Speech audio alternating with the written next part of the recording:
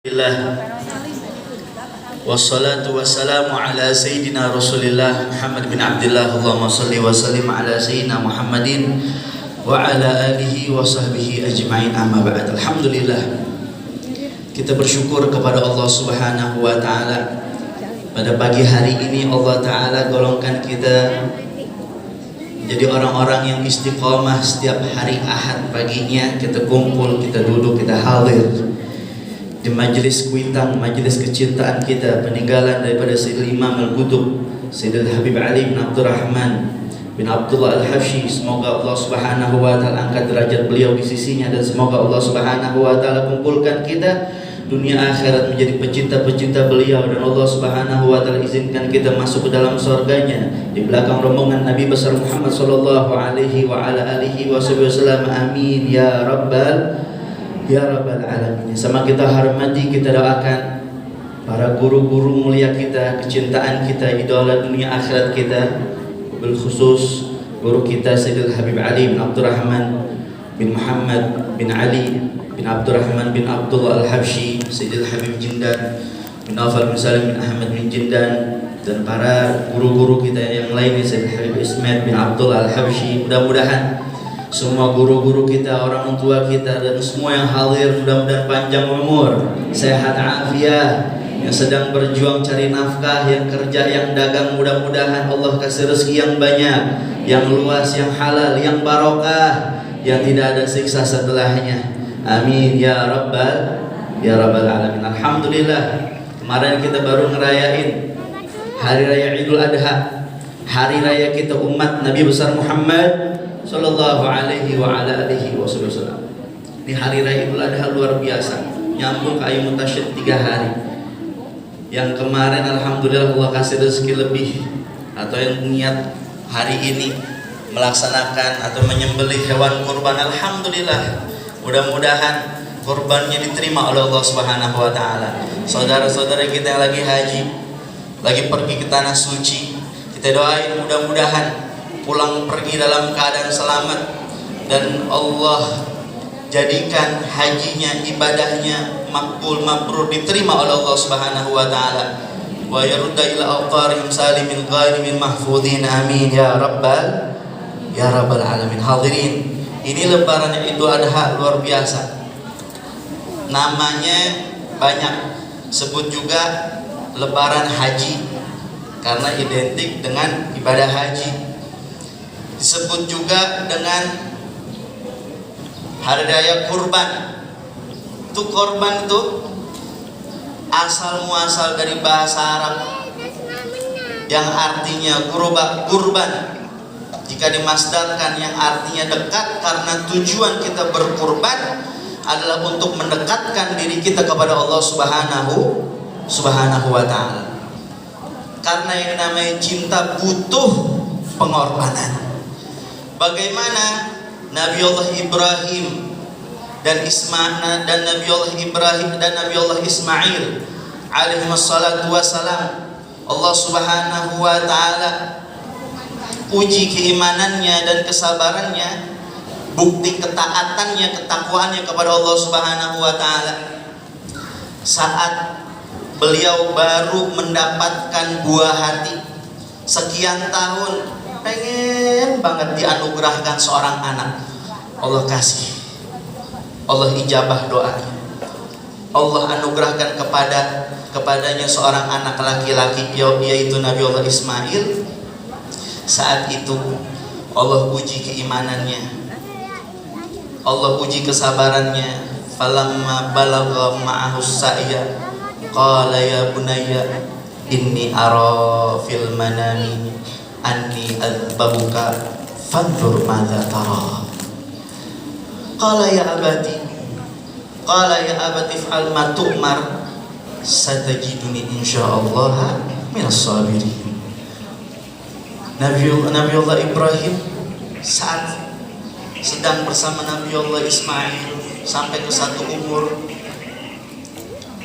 dia bermimpi bahwa Nabi Allah Ibrahim menyembelih Nabi Allah Ismail. Tapi lihat bagaimana Nabi Ibrahim menjadi seorang ayah yang bijak, Seorang ayah yang saleh mimpi atas perintah Allah Subhanahu wa taala. Saat itu tidak langsung dipanggil anaknya kemudian ayo saya sembelih, enggak. Fanzur madza tara. Diceritain mimpinya. Kalau tadi malam saya bermimpi saya menyembelih. Fanzur madza tara.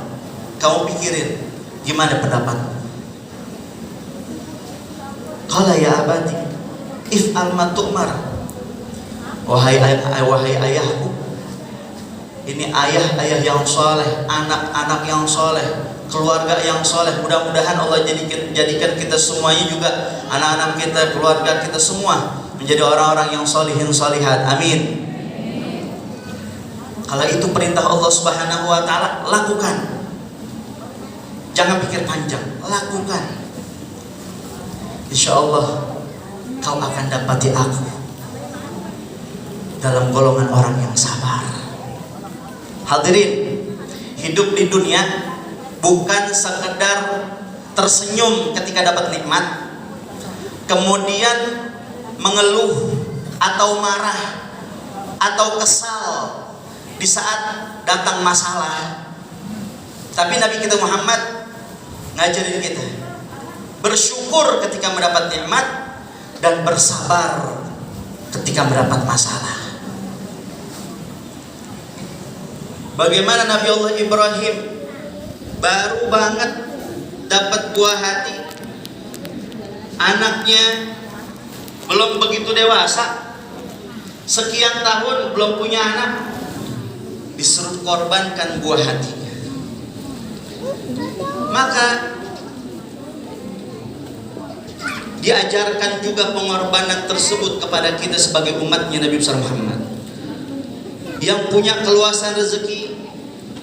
Saat datang hari raya Idul Adha, untuk mengorbankan daripada hartanya, ada rezeki lebih, beli yang namanya kambing, beli domba, beli sapi dan sejenisnya, mengingat daripada kisah dua nabi mulia, Sayyidina Ibrahim dan juga Nabi Allah Ismail alaihi wassalatu wassalam. Sampai Nabi bilang, man kan lahu sa'ah falam yallah wa la yadrabanna musallana. Siapa orang punya keluasan, dia nggak mau berkorban, jangan dekat-dekat sama tempat sholat kami.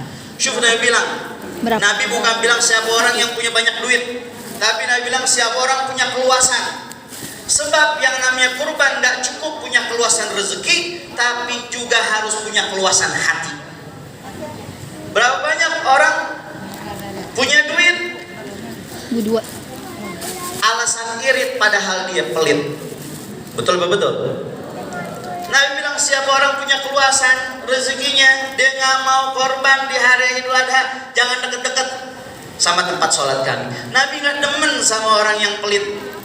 Sampai ada pepatah bilang, orang pelit kuburan sama. Tapi kelihatan nih semua yang hadir orang-orang dermawan semua. Amin. Ingat hadirin, yang namanya kurban ataupun sedekah nggak harus banyak duit, nggak harus punya luas rezeki, yang penting punya keluasan hati. Ada orang pengen banget korban, tapi duit nggak punya. Kalau kata orang Banjar, kadada. Jar orang Banjar kadada. Ini orang Betawi, nggak punya duit.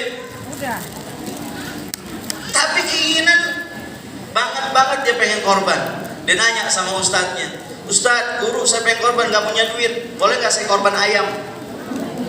Boleh nggak saya korban bebek? Ente mau potong ayam, mau potong bebek, kapan aja boleh. Kapan aja boleh. Ingat, 50.000 yang keluar dari orang miskin beda dengan 50.000 yang keluar dari orang kaya. Berapa banyak orang nggak punya duit, dia bisa nyembelih kambing, dikumpulin dari jauh-jauh hari. Kita juga punya pikiran, jangan udah H-2 mau korban baru getol pengen korban, sampai maksain minjem duit buat korban. Ada orang penyakitnya temen ngutang. ngutangnya demen, ngembaliinnya kagak. Ngutangnya sopan banget, giliran ditagih galakannya sama kita. Giliran ditagih kita disuruh sopan. Hati-hati yang punya utang, jangan nyepelein utang. Sebagaimana kita berusaha untuk mendapatkan pinjaman, maka berusahalah untuk mengembalikannya. Ya, sampai disebutkan sama Nabi kita Muhammad SAW, yaghfiru dzunub asyuhada ilad den. Allah ampunin dosa-dosa orang yang punya utang. Allah ampunin dosa-dosa orang yang mati di jalan Allah Subhanahu wa taala, para syuhada, kecuali kalau dia punya utang.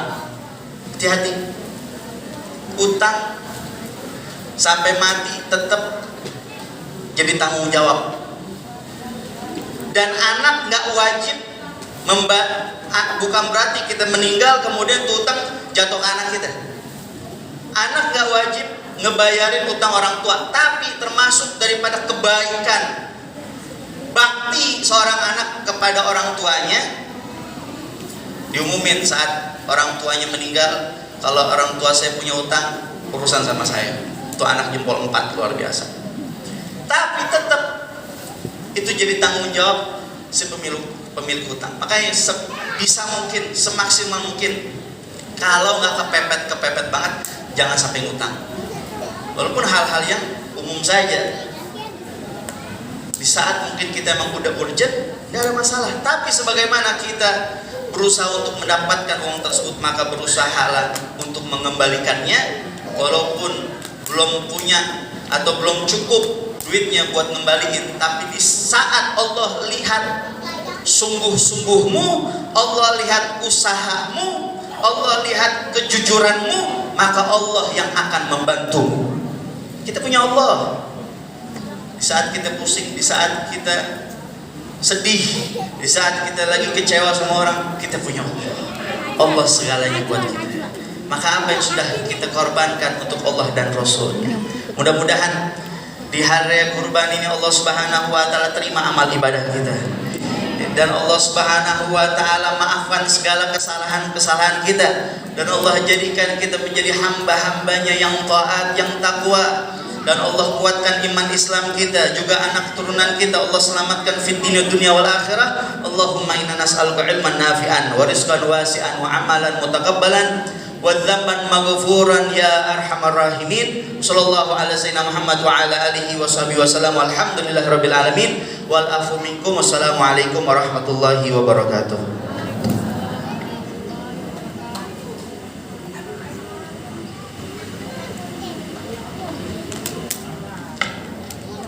Terima kasih kepada Sayyid Shogi Al-Habsyi yang telah menyampaikan tambahan nasihat, tambahan ilmu dan